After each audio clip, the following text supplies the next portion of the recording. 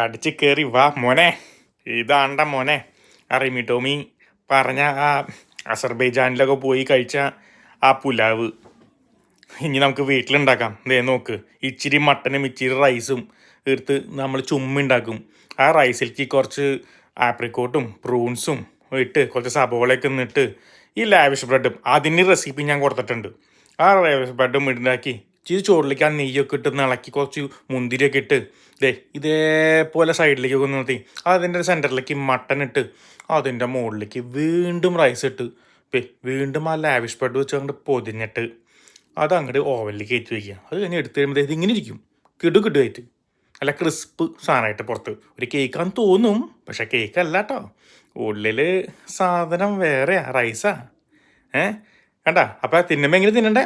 ആസ്വദിച്ച് തിന്നണം. എങ്ങനെ? ആസ്വദിച്ച് തന്നെ തിന്നണം. അപ്പം മറക്കല്ലേ.